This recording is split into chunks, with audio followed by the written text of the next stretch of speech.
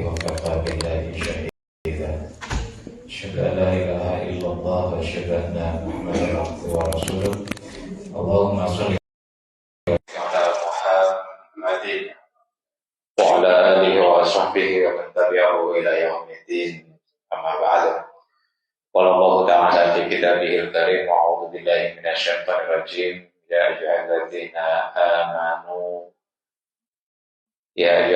آمنوا اعبدوا الله الذي خلقكم والذين من قبلكم لعلكم تتقون Sadaqallahul Adzim.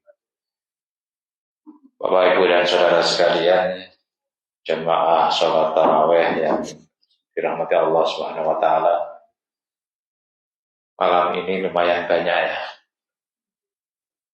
Alhamdulillah. Saya bilang lumayan banyak, minuman langsung datang. Terima kasih. Bapak, Ibu, dan Saudara, ada satu cerita seorang artis Indonesia namanya Cicak Kuswoyo. Pernah dengar? Berarti Bapak Ibu udah tua. Cicak Kuswoyo ini kalau dengerin Anda, Mahrib itu kan Anda. Biasanya Mahrib seneng-senengnya orang nonton sinetron. Muncul Anda, telinganya terganggu. Marah dia, matiin. Setiap Mahrib nonton sinetron, kemudian muncul Anda, dia matiin. Dia paling sebel dengan Anda. Sampai satu ketika ada adzan yang dia dengerin di TV membuat dia luluh. Hatinya tersentuh, singkat kata, kemudian dia tertarik kepada Islam, masuk Islam. Makanya kalau benci jangan banget-banget. Biasanya berujung pada jatuh cinta. Kalau cinta jangan banget-banget, berujung pada perpisahan yang wajar-wajar saja, kecuali kepada agama. Ibu, bapak, dan saudara sekalian, orang tuanya nggak tahu, bapak ibunya nggak tahu, ngumpet-ngumpet dia. Akhirnya dia belajar gimana caranya sholat, beli mukena, sholat di dalam kamar. Lama sekali dia lakukan. Yang pada akhirnya tibalah sholat Idul Fitri. Ketika Idul Fitri, rupanya dia rayu adiknya pun masuk Islam sebenarnya. Berdua ini kakak beradik masuk Islam secara diam-diam, bapak ibunya nggak tahu. Apa yang kemudian terjadi? Idul Fitri tiba, mereka berdua pakai pakaian basket. Pergilah ke masjid, kemudian mereka ikut sholat Idul Fitri. Orang-orang yang kenal dia itu nengok semua. Ini kesasar ini. Orang beragama Nasrani tapi masuk masjid ikut lagi sholat Idul Fitri. Mak-mak yang di depan nengok semua, apalagi mak-mak. Gaduh ya. Ini aneh. Akhirnya ada salah satu yang memberanikan ngomong, "Cah, ini kan masjid. Kamu kan Kristen. Ngapain kamu ikut ke sini? Ini Idul Fitri ini." Caca senyum. Kata Caca, "Aku udah masuk Islam. Aku mau ikut sholat." Pulang dari Idul Fitri, masuk ke rumahnya, emaknya buka pintu. "Cah, dari mana kau?" "Main basket." "Udah berpakaian basket?" "Kamu jujur aja. Kamu dari mana?" "Main basket, Ma." Terus didesak, tetap bilang main basket. Dua ini kompak, Caca, Cica sama adiknya. Akhirnya kemudian emaknya marah, masuk ke dalam sama bapaknya pada saat itu. Bapaknya nengok ke belakang sambil kedipkan satu mata karena bapaknya muslim.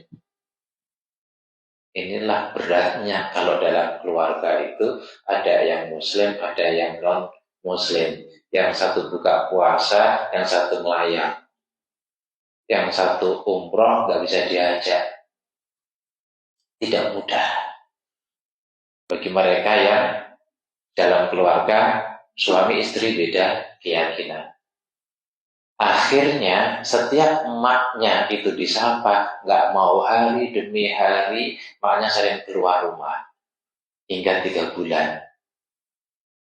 Pada akhirnya ketika Cica di dalam kamar, maknya datang ngasih hadiah 1 kotak. Apa ini mak? Kamu buka, kata maknya. Ketika Cica buka, apa yang ibu bapak tahu? Isinya Quran dengan mukena. Ma, ini apa? Itu Quran sama mukena. Mulai besok kamu pindah sekolah. Maksud mama, kamu pindah ke Al-Azhar. Padahal dia sekolah Kristen yang cukup bagus dan dia juga betah. Ma, aku udah betah di situ. Itu bagus. Kalau kamu mau masuk Islam, kamu harus total. Kamu gak boleh setengah-setengah. Maka mama udah pindahin kamu di Al-Azhar, udah kamu kesana aja. Udkhulu fis silmi kafa. Rupanya ayat ini gitu ya dipakai oleh orang yang masih Kristen ya. Masuk kamu dalam Islam secara total, jangan setengah-setengah. Umat Islam sendiri di dalam Islam udah dari orok setengah-setengah.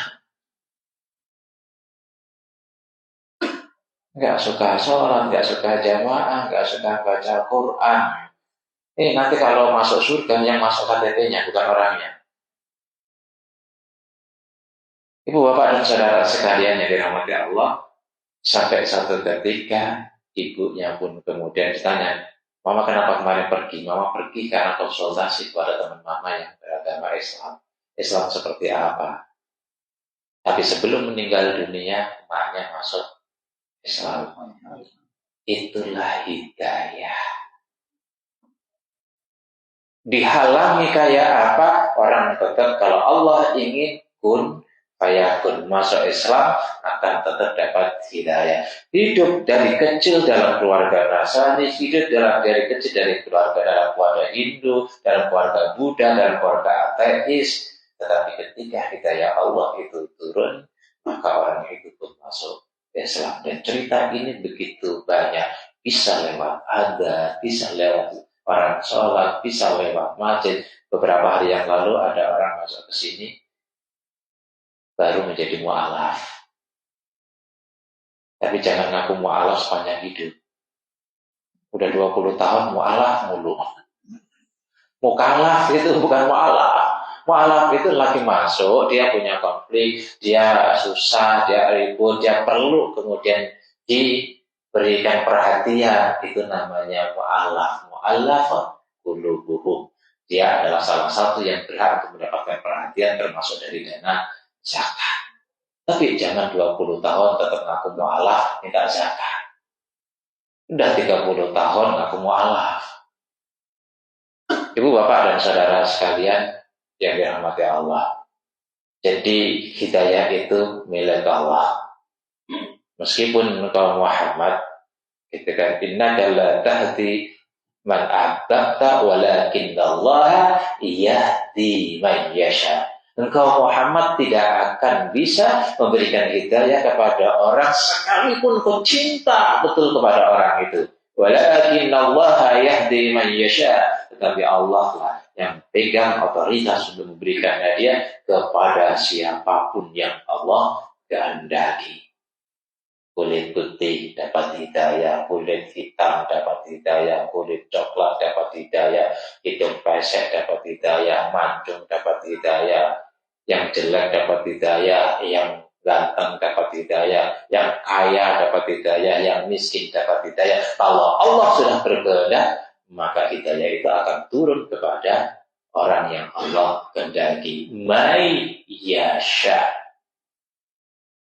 Allah berkehendak maka terjadilah. Ya. Tetapi ada hidayah yang memang perlu diupayakan, diupayakan supaya dapat. Gimana cara mengikhtiarkan? Yang pertama adalah supaya tidak hilang dari kita yang dapat hidayah, tidak hilang, yang hidayahnya masih tipis kemudian bertambah. Yang belum dapat hidayah bisa dapat hidayah dengan didoakan. Siapa? Gimana caranya? Yang pertama adalah ikhlas. Jaga keikhlasan dalam segala hal. Qala Rabbi lima aghwaytani ta'uzayyina lakum fil ardh wala ughwiyannakum ajmain. Wahai Tuhanku, karena Engkau sesatkan aku, kata iblis, Engkau buat aku sebagai makhluk tersesat, maka aku akan hiasi manusia sebagai hamba-hambamu dengan berbagai godaan yang menggiurkan, dengan berbagai rayuan yang menyenangkan. Saya kemarin ketika datang ke sini, ke Seattle lewat naik jauh, makan nasi enggak. Di samping terus pesennya itu apa? White whiskey putih. Selama berjam-jam, 18 jam, melihat samping selalu pesennya gitu. Kadang-kadang berpikir, kayaknya rasanya enak deh. La uzayyina lakum fil ard. Allah yasi. Maka kenapa anak muda banyak yang tergoda di dalam narkoba? Karena godaan ini. Wala ughwiyannakum ajmain. Aku akan buat mereka tersesat seluruhnya tanpa terkecuali.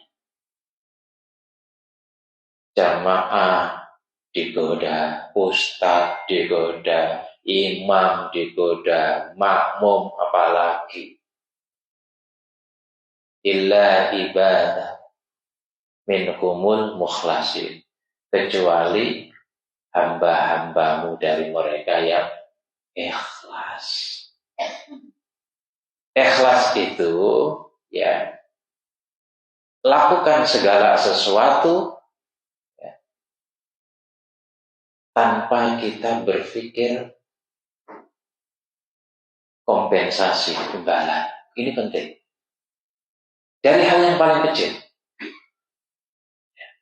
Ketika kita memberi kepada seseorang, jangan pernah berpikir orang itu akan memberi kepada kita. Ketika kita menyapa kepada orang, jangan berpikir minta disapa oleh orang itu. Ketika kita silaturahmi kepada orang, jangan pernah orang itu kita harapkan bersilaturahmi dengan kita.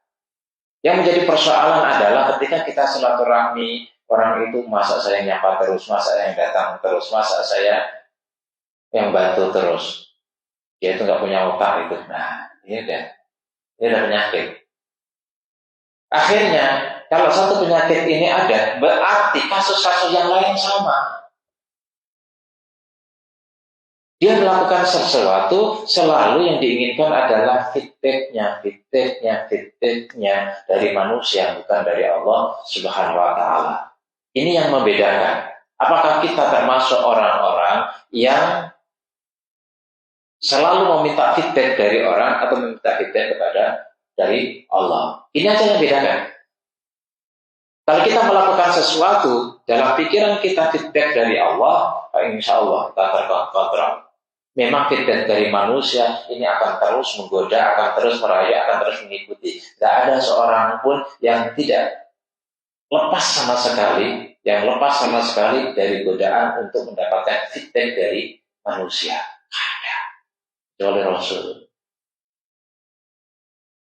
Ibu, bapak, dan saudara sekalian yang nikmati Allah, saya punya mertua, alhamdulillah, mertua saya banyak memberikan pelajaran buat saya. Ikhlasnya bukan main.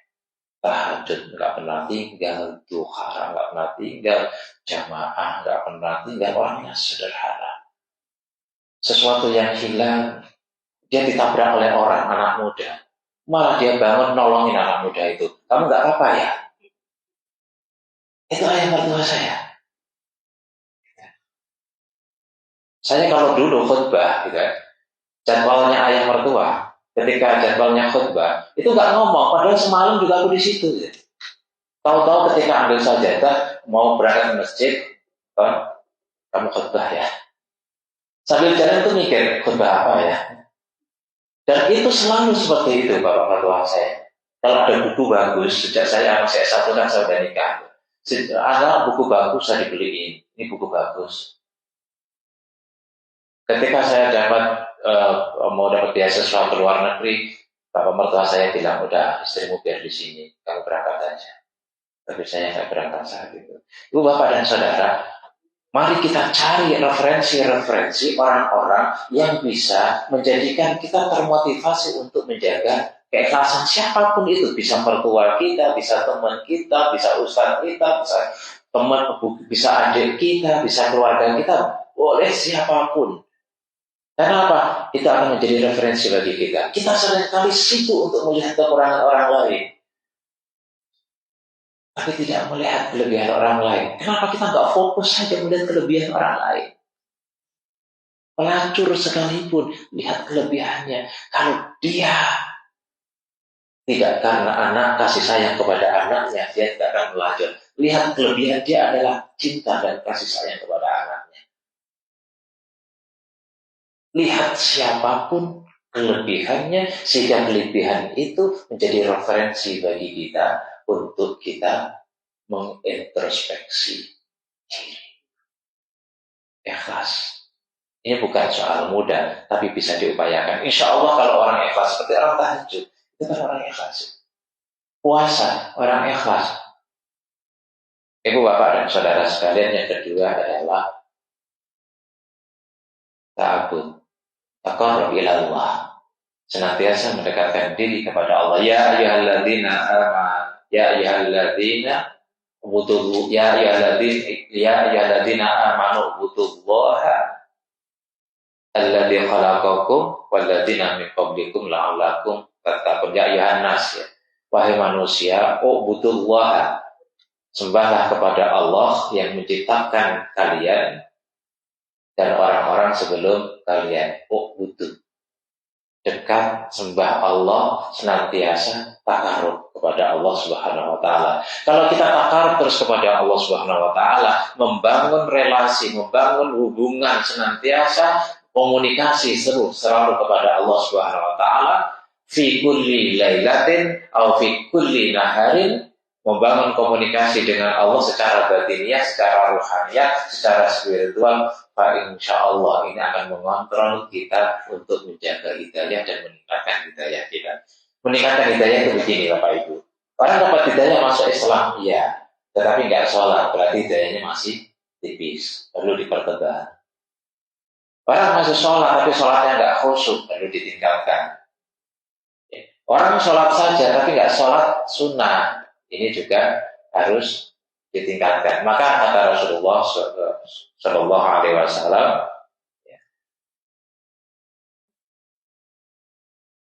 bahwa sebaik-baik sholat itu sunnah, sholat di rumah. Sallu fi buyutikum wala tattakhiduha kubura. Salatlah di rumah-rumah kalian, jangan jadikan rumah kalian seperti kuburan. Apa rumah kuburan itu? Karena nggak pernah ada sholat di rumah itu. Maka karena itu, ya, khairu salatikum atau afdalu salatikum, sebaik-baik salat kalian, fi buyutikum illal maktubah, itu adalah di rumah kecuali sholat wajib. Maka kalau rumahnya dekat masjid, Rasulullah dulu setelah kebliahnya di rumah baru masuk masjid. Kalau kita kan nggak mungkin, ya apalagi Pak ini 30 kilo, 30 kilo sholat sunnah di rumah, kemari udah lain waktu masuk asar. Itu bagi yang tinggal di dekat masjid. Yang kira-kira sholat sunnah di rumah. Kalau memang tidak bisa qobliyah ba'diyah di rumah, ya sholat tahajud bisa. Sholat hajat bisa, sholat duha bisa. Orang seusia kita, Bu, Pak, ya, udah nggak pantas kalau nggak sholat duha. Udah nggak pantas kalau nggak tahajud. Bau kita udah bau tanah, malah bau lumpur. Masih nggak sadar. Upayakan sholat qobliyah ba'diyah, tetapi itu yang paling mudah sebelum sholat, sebelum berangkat kerja, yang masih memungkinkan sholat duha. Malam sebelum sahur sholat tahajud ringan. Dan itu perlu terus untuk dilakukan. Wa minal laili fatahajjat bihi nafilatan laka asa ayyab'atsaka rabbuka maqaman mahmuda. Kalau orang mau ditinggikan derajatnya oleh Allah, baik tinggi di dunia maupun di akhirat, fatahajjat bihi nafilah, maka bertahajudlah. Pasti. Kalau orang rajin bertahajud, pasti ditinggikan derajatnya oleh Allah dunia maupun akhirat. Kemudian yang ketiga adalah lakukan amal baik. Khairul a'mal ilallahi ta'ala, sebaik-baik amal di hadapan Allah, yang pertama adalah yang disebut dengan amal terbaik di hadapan Allah, atau afdhalul amal, khairul amal ilallahi ta'ala, sururun tudakhiluhu ala muslimin, menyenangkan orang muslim yang lain. Kalau ada, Pak, Bu, ya, orang kita datang, orang pergi, berarti kita yang bermasalah. Surur untuk dakhiluhu ala muslimin, rasa senang yang dihadirkan untuk orang lain. Jadi hadirlah dengan menyenangkan orang. Cara yang paling mudah itu adalah ya, kayak bulan Ramadan ini bawa makanan. Ada yang bawa ikan tongkol, ya. Semoga hari-hari yang lain juga ikan tongkol datang. Ada yang membawa alpukat. Semoga hari yang lain setelah Ramadan alpukat juga datang. Ada yang membawa madu, ya. Ini madu beneran, bukan madu yang lain, ya. Ya, manfaatnya bagus. Itu menyenangkan. Ya. Ada yang bawa sayur. Tradisi Ramadan saat ini mari kita biasakan setelah Ramadan. Jangan hanya Ramadan. Itu cara sururun tudakhilu ala muslimin. Kemudian ya, wa takshifu anhu kurbata, ikut menyelesaikan masalah yang dihadapi oleh orang lain. Jadi kalau kita ingin mendapatkan afdhalul amal di mata Allah, peka, jangan pekok. Peka itu artinya ada teman punya masalah, bantu, ikut selesaikan semampu kita. La kalifullahu nafsan illa usaha. Nggak punya duit, kasih duit. Nggak punya makan, kasih makan, dan sebagainya. Punya persoalan, ikut menyelesaikan. Belum ada jodohnya, carikan jodoh. Kalau nggak dapat, dia juga belum punya jodoh, dijodohin sendiri.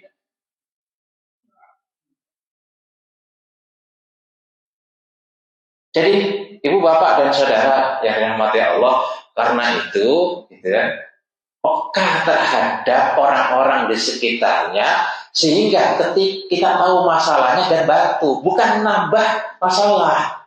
Ini ada perempuan curhat pada perempuan yang lain, dia bilang suamiku begini, udahlah kamu minta cerai aja. Bukan menyelesaikan masalah, ini nambah masalah. Sabar. Bapak-bapak juga gitu kan, curhat, istriku ini diatur susah, kata bapak, kamu kan laki-laki, masih ada yang lain, ini bapak kurang ajar. Bukan ngasih tahu gimana caranya menyelesaikan. Wa taqdi anhu ya daina, ya. menyelesaikan hutang atau membantu hutang temennya yang punya hutang. Hutangmu berapa? $1 juta. Ya udah, aku bantu $5. Nggak apa-apa. Nggak apa-apa, namanya bantu semampunya. Gitu kan? Wataqdi anhu dainan. Ya. Jadi wataqruda ya, anhu ju'an, memberi makan kepada orang yang kelaparan. Jadi Bapak, Ibu, dan Saudara, insya Allah meskipun setelah Ramadan, kalau Bapak, Ibu gitu kan, bawa anggur atau bawa kurma ke masjid, insya Allah habis. Insya Allah habis. Ini afdalul amal. Dan yang keempat adalah terus-menerus memperbaiki diri. Itu menunjukkan, ya Allah, aku ingin lebih baik, aku ingin lebih baik, aku ingin lebih baik. Kemudian yang kelima itu adalah doa. Doa mukhul ibadah. Doa itu adalah inti daripada ibadah, permohonan kepada Allah Subhanahu wa taala. Jadi karena itu ud'uli, berdoalah kepadaku, mintalah kepadaku, mohonlah kepadaku, curhatlah kepadaku, tumpahkan semua kebutuhanmu kepadaku.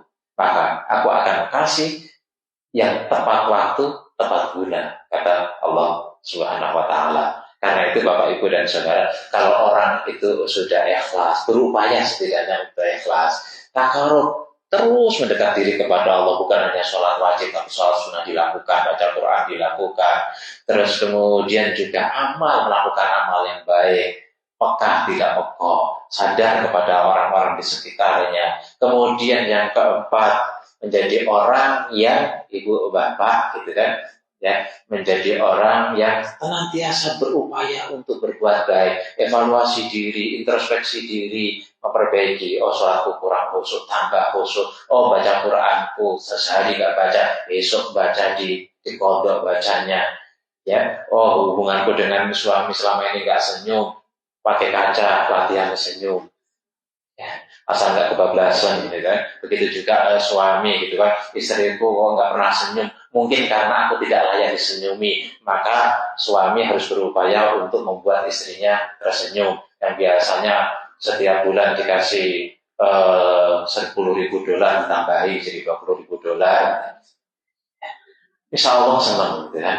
Itu namanya cara menyenangkan istri, gitu, menyenangkan istri ya. Ya, tawari, kamu bajunya kok kayaknya udah lama ya, beli baju sana gitu. Baju yang segini ya, oh itu jangan malu-maluin suamimu, beli baju kok murahan, yang mahal. Nah, suaminya sayang sama, saya yakin kalau digituin senyum itu, ya, senyum gitu kan. Apalagi kalau diajak pulang ke Indonesia setiap bulan sekali. Bangkrut. Kemudian doa ya. Kalau sudah mendoa ya Allah, semoga ihdinas siratal mustaqim, ihdinas siratal mustaqim, ihdinas siratal mustaqim. Allahumma anna kullu bana ya arhamar rahimin. Terus doa. Kira-kira Allah itu sayang enggak sama kita? Kalau Allah sudah sayang sama kita, kira-kira hidayah kita ditebelin enggak? Kalau Allah sudah terbeli hidayah kita, kira-kira dimudahkan masuk surga. Pak, insya Allah semua yang hadir di sini sebagai ahli jannah. Amin. Anak turun kita menjadi ahli jannah. Amin. Soleh-solehah. Amin. Kita layak untuk mendapatkan Lailatul Qadar. Amin ya rabbal alamin. Billahi taufiq wal hidayah. Assalamualaikum warahmatullahi wabarakatuh.